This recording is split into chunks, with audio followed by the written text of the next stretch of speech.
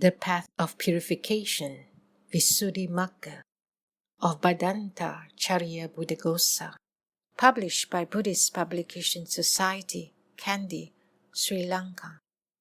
Namo tassa bhagavato arahato samma sambuddhassa. Namo tassa bhagavato arahato samma sambuddhassa. Namo tassa Bhagavato arahato samma sambuddhassa. Part 1. Sila. Chapter 1. Description of virtue. Sila Nidesa. Extracts. Passage 41 to 59. In the third tetrad, the non-transgression on the part of Uttarakuru human beings is a natural virtue. Each clan's or locality's or sect's own rules of conduct are customary virtue. The virtue of the Bodhisattva's mother described thus: it is the necessary rule, Ananda, that when the Bodhisattva has descended into his mother's womb, no thought of man that is connected with the cords of sense desire comes to her, is a necessary virtue. But the virtue of such pure beings as Mahakassapa, etc., and of the Bodhisattva in his various births is virtue due to previous causes. So it is of four kinds, as natural virtue, and so on. In the fourth tetrad, the virtue described by the Blessed One thus: here a bhikkhu dwells restrained with the Patimoka restraint, possessed of the proper conduct and resort, and seeing fear in the slightest fault, he trains himself by undertaking the precepts of training, is virtue of Patimoka restraint. That described thus: on seeing a visible object with the eye, he apprehends neither the signs nor the particulars through which, if he left the eye faculty unguarded, evil and unprofitable states of covetousness and grief might invade him. He enters upon the way of its restraint. He guards the eye faculty, undertakes the restraint of the eye faculty, on hearing a sound with the ear, on smelling an odor with the nose, on tasting a flavor with the tongue, on touching a tangible object with the body, on cognizing a mental object with the mind. He apprehends neither the signs nor the particulars through which, if he left the mind faculty unguarded, evil and unprofitable states of covetousness and grief might invade him. He enters upon the way of its restraint. He guards the mind faculty, undertakes the restraint of the mind faculty, is virtue of restraint of the sense faculties. Abstinence from such wrong livelihood as entails transgression of the 6 training precepts announced with respect to livelihood, and entails the evil states beginning with scheming, talking, hinting, belittling, pursuing gain with gain, is virtue of livelihood purification. Use of the 4 requisites that is purified by the reflection stated in the way beginning, reflecting wisely. He uses the rope only for protection from cold, is called virtue concerning requisites. Here is an explanatory exposition together with a word commentary starting from the beginning. Here, in this dispensation, A bhikkhu, a clansman who has gone forth out of faith, and is so styled because he sees fear in the round of rebirths, samsari, bhayang, ikanata, or because he wears cloth garments that are torn and pieced together, and so on. Restraint with the Patimoka restraint. Here Patimoka, rule of the community, is the virtue of the training precepts, for it frees Moketi, him who protects it, Pati, guards it. It sets him free, Mokayati, from the pains of the states of loss, etc. That is why it is called Patimoka. Restraint is restraining. This is a term for bodily and verbal non-transgression. The Patimoka itself as restraint is Patimoka restraint. Restraint with the Patimoka restraint is restraint by means of the restraint consisting in that Patimoka. He has it, possesses it, is the meaning. Dwells, bears himself in one of the postures. The meaning of possessed of the proper conduct and resort, etc., should be understood in the way in which it is given in the text. For this is said, possessed of the proper conduct and resort. There is proper conduct and improper conduct. Herein, what is improper conduct? Bodily transgression, verbal transgression, bodily and verbal transgression. This is called improper conduct. Herein, what is proper conduct? Bodily non-transgression, verbal non-transgression, bodily and verbal non-transgression. This is called proper conduct. Also, all restraint through virtue is proper conduct.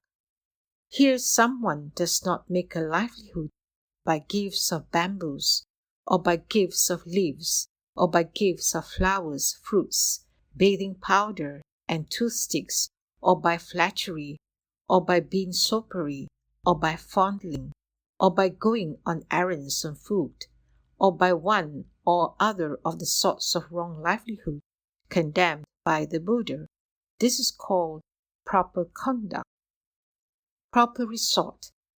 There is proper resort and improper resort. Herein, what is improper resort? Here someone has prostitutes as resort, or he has widows, old maids, eunuchs, bhikkhunis, or taverns as resort, or he dwells associated with kings, king's ministers, sectarians, sectarians' disciples, in unbecoming association with laymen, or he cultivates, frequents, honors such families as are faithless, untrusting, abusive, and rude, who wish harm, wish ill, wish war, wish no surcease of bondage for bhikkhus and bhikkhunis, for male and female devotees. This is called improper resort. Herein, what is proper resort? Here someone does not have prostitutes as resort, or taverns as resort. He does not dwell associated with kings, sectarians' disciples, in unbecoming association with laymen.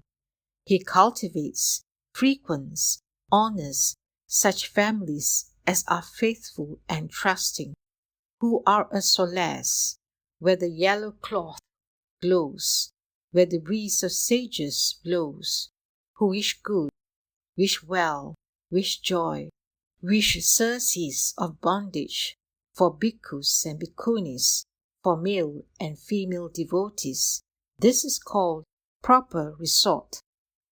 Thus he is furnished with, fully furnished with, provided with, fully provided with, supplied with, possessed of, endowed with this proper conduct.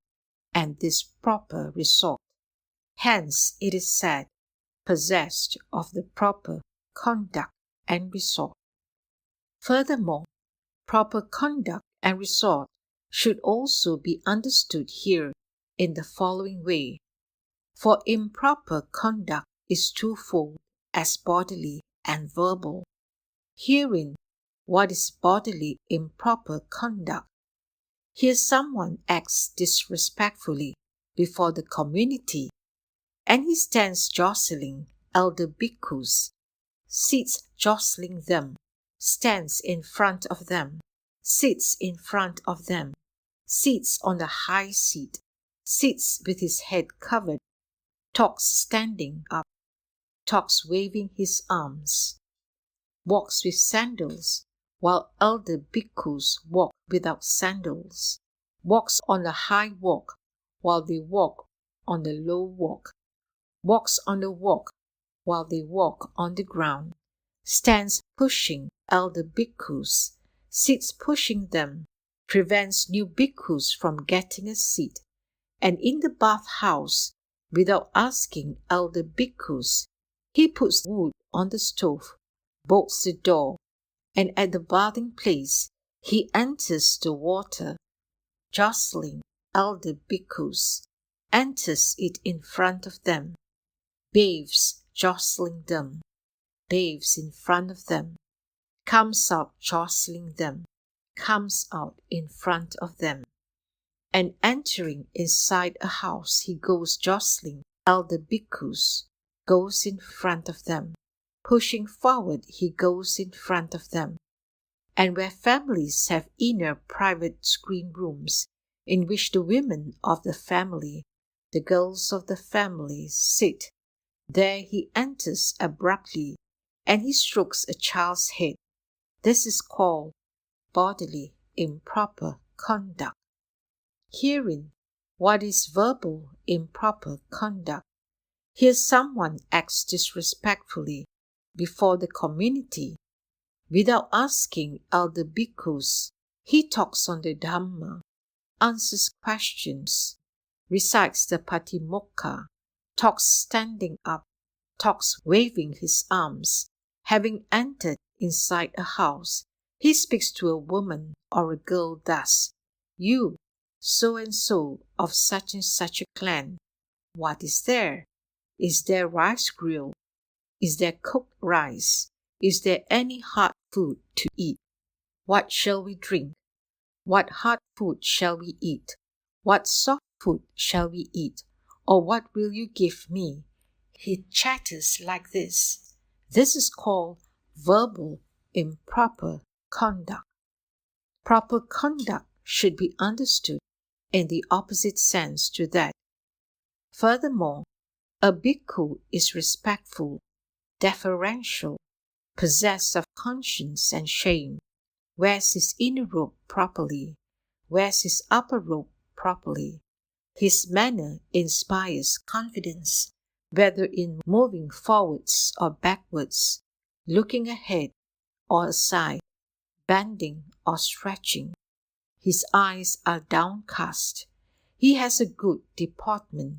He guards the doors of his sense faculties, knows the right measure in eating, is devoted to wakefulness, possesses mindfulness and full awareness, wants little, is contented, is strenuous, is a careful observer of good behavior, and treats the teachers with great respect. This is called proper conduct. This, firstly, is how proper conduct should be understood. Proper resort is of three kinds. Proper resort as support, proper resort as guarding, and proper resort as anchoring. Herein, what is proper resort as support? A good friend who exhibits the instances of talk, in whose presence one hears what one has not been heard, corrects what has been heard, gets rid of doubt, rectifies one's view, and gains confidence, or by training under whom one grows in faith. virtue, learning, generosity, and understanding. This is called proper resort as support. What is proper resort as guarding?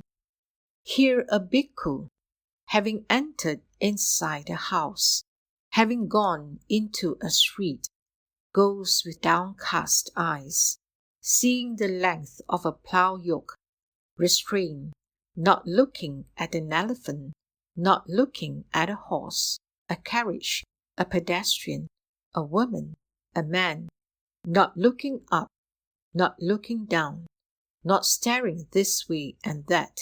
This is called proper resort as guarding. What is proper resort as anchoring? It is the four foundations of mindfulness on which the mind is anchored. For this is said by the Blessed One, Bhikkhus. What is a bhikkhu's resort? His own native place. It is these four foundations of mindfulness. This is called proper resort as anchoring. Being thus furnished with, endowed with, this proper conduct and this proper resort, he is also on that account called one possessed of proper conduct and resort. Seeing fear in the slightest fault. One who has the habit, Sila, of seeing fear in faults of the minutest measure, of such kinds as unintentional contravening of a minor training rule of the Patimoka, or the arising of unprofitable thoughts.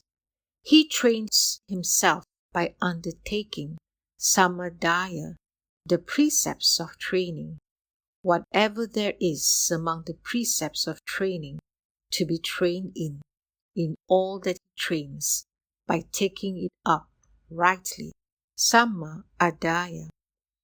And here, as far as the words, one restrained by the Patimoka restraint, virtue of Patimoka restraint is shown by discourse in terms of persons. But all that beginning with the words possessed of proper conduct and resort should be understood as said in order to show the way of practice that perfects that virtue in him who so practices it. Now, as regards to the virtue of restraint of faculties shown next to that in the way beginning, on seeing a visible object with the eye, herein he is a bhikkhu established in the virtue of Patimoka restraint. On seeing a visible object with the eye, on seeing a visible object with the eye consciousness that is capable of seeing visible objects and has borrowed the name eye from its instrument. But the ancients Purana said the eye does not see a visible object because it has no mind. The mind does not see because it has no eyes. But when there is the impingement of door and object, he sees by means of the consciousness that has eye sensitivity as its physical basis. Now, an idiom such as this is called an accessory locution, sasangbarakata, like he shot him with his bow, and so on. So the meaning here is this: on seeing a visible object with eye consciousness, apprehends neither the signs. He does not apprehend the sign of women or men, or any sign that is a basis for defilement, such as the sign of beauty, etc. He stops at what is merely seen, nor the particulars. He does not apprehend any aspect classed as hand, foot, smile, laughter, talk, looking ahead, looking aside, etc., which has acquired the name particular, anubhajana, because of its particularizing, anu bayang janato defilements, because of its making them manifest themselves. He only apprehends what is really there, like the elder Mahatisa who dwelt at Chaitya Pabata. It seems that as the elder was on his way from Chaitya Pabata to Anuradhapura for alms, a certain daughter-in-law of a clan, who had quarrelled with her husband and had set out early from Anuradhapura, all dressed up and tricked out like a celestial nymph, to go to her relative's home, saw him on the road, and being low-minded, she laughed a loud laugh. Wondering, what is that? The elder looked up, and finding in the bones of her teeth the perception of foulness, ugliness, he reached arahantship. Hence it was said, he saw the bones that were her teeth, and kept in mind his first perception, and standing on that very spot, the elder became an arahant. But her husband, who was going after her, saw the elder and asked, Venerable Sir, did you by any chance see a woman? The elder told him, whether it was a man or woman that went by I noticed not, but only that on this high road there goes a group of bones. As to the words through which, etc., the meaning is by reason of which, because of which non-restraint of the eye faculty, if that person left the eye faculty unguarded, remained with the eye door unclosed by the door panel of mindfulness, these states of covetousness, etc., might invade, might pursue, might threaten him. He enters upon the way of its restraint. He enters upon the way of closing that eye faculty by the door panel of mindfulness. It is the same one of whom it is said, he guards the eye faculty, undertakes the restraint of the eye faculty. Herein, there is neither restraint nor non-restraint in the actual eye faculty, since neither mindfulness nor forgetfulness arises in dependence on eye sensitivity. On the contrary, when the visible datum as object comes into the eye's focus, then after the life continuum has arisen twice and ceased, the functional mind element accomplishing the function of adverting arises and ceases. After that, eye consciousness with the function of seeing. After that, resultant mind element with the function of receiving. After that, resultant root, causeless mind consciousness element with the function of investigating. After that, functional root causeless mind consciousness element accomplishing the function of determining arises and ceases. Next to that, impulsion impels. Herein, there is neither restraint nor non-restraint on the occasion of the life continuum or on any of the occasions beginning with adverting, but there is non-restraint if unvirtuousness or forgetfulness or unknowing or impatience or idleness arises at the moment of impulsion. When this happens, it is called non-restraint in the eye faculty. Why is that? Because when this happens, the door is not guarded, nor are the life continuum and the consciousness of the cognitive series, like what Just as when the city's 4 gates are not secured, although inside the city house doors, storehouses, rooms, etc. are secured, yet all property inside the city is unguarded and unprotected, since robbers come in by the city gates can do as they please. So too, when unvirtuousness, etc., arise in impulsion, in which there is no restraint, then the door too is unguarded, and so also are the life continuum and the consciousness of the cognitive series, beginning with adverting. But when virtue, etc., has arisen in it, then the door too is guarded, and so also are the life continuum and the consciousness of the cognitive series, beginning with adverting. Like what?